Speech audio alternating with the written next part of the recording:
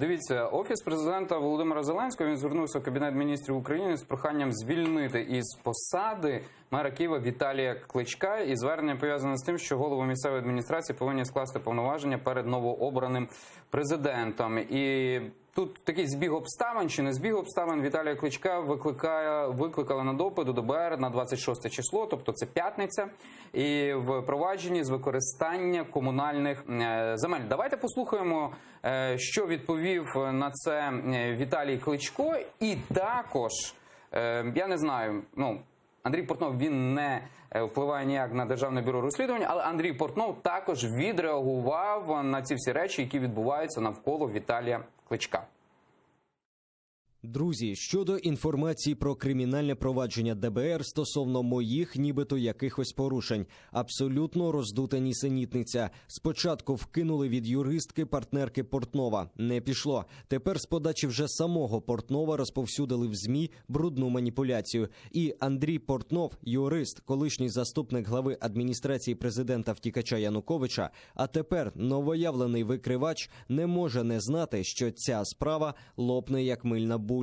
І інспірована вона тільки заради медіаефекту. Хочу підкреслити, я як мер столиці дію виключно в правовому полі. А тепер, пане Портнов, чекайте відповіді від ДБР. Переконаний, розберуться швидко. Також цікаво, чи так само широко розповсюдите їх відповідь.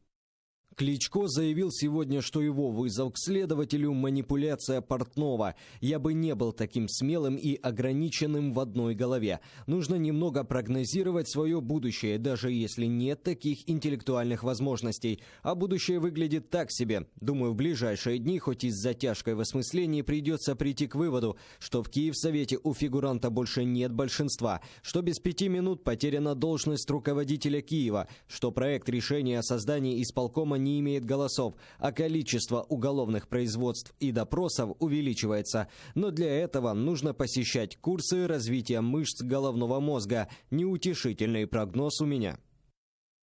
От бачите, навіть Віталій Кличко, він так якби підколює, я би це сказав, і згадує прізвище Андрія Портнова. Андрій Портнов реагує. Заявником був Андрій Портнов, правильно я зрозумів по Віталію Кличку? Ні, це не відповідає дійсності. Але от бачите, переписка, от ми бачили переписку Фейсбука, Віталій Кличко, він згадує Андрія Портнова, Андрій Портнов реагує. Ви кажете, Андрій Портнов ніяк не впливає на Державне бюро розслідувань. Що там? Наскільки я зрозумів, що Віталій Кличко, він не є підозрюваний, але справа ведеться щодо використання комунальних земель міста Києва. І він, як очільник КМДА, очільник міста Києва, він викликаний на допит. Правильно я розумію? І чому, на вашу думку, йде така перепалка між Віталієм Кличком, де згадується Андрій Портнов знову? Можливо, це збіг обставин, і Портнов згадує Кличка. Державне бюро розслідувань повинно бути осторонь політики. Я не можу коментувати тих чи інших і давати оцінку політичним, інформаційним новинам, тезам, які озвучені мером Києва. Аналогічно я не можу говорити про ті чи інші інформаційні новини, а також Андрія Портнова.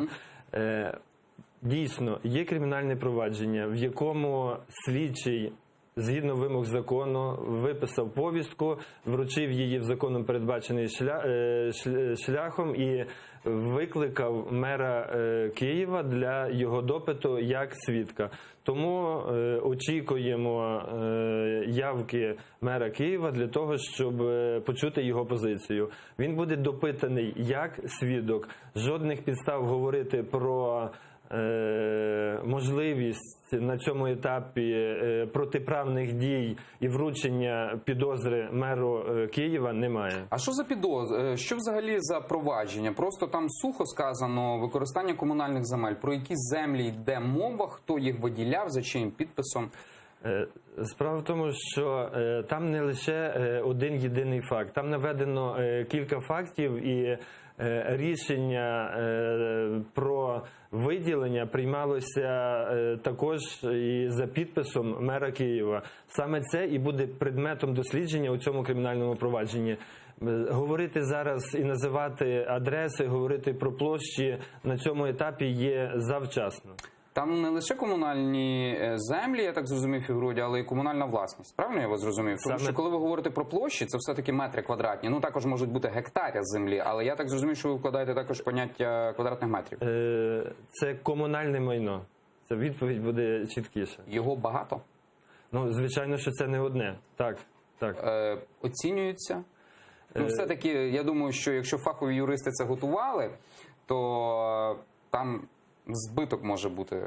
Чи, наприклад, чи в яку ціну обійшлося це, розумієте? Я не хотів би зараз називати... Але воно є, цифра є, правильно? Звичайно, що цифра є, але ми повинні розуміти, що реальна і справедлива цифра лише буде тоді, коли буде проведена експертиза. На даний час експертизи не проведені, тому говорити про суму шкоди знову ж таки є завчасно. Там, окрім Віталія Кличка, ще фігурують якісь голосні прізвища? Ну, відомі, скажімо так, на слуху. Я дотримуюся дуже простого принципу, що прізвища повинні бути встановлені в суді після винесення вироків. Звичайно ж, будь-який процес прийняття рішення в адміністраціях чи в органі місцевого самоврядування, він займає проходження тих чи інших етапів, до якого причетні як заступники, також керівники департаментів і звичайні виконавці. Тому буде надано оцінку діям від найнижчого виконавця до керівника, а в даному випадку до мера міста Києва. Новий міст, оцей там Володимирський, чи як називають його, він фігурує там чи немає його? Щодо будівництва цього моста? В межах цього кримінального провадження ми також будемо досліджувати і раціональність використання коштів на побудову цього моста.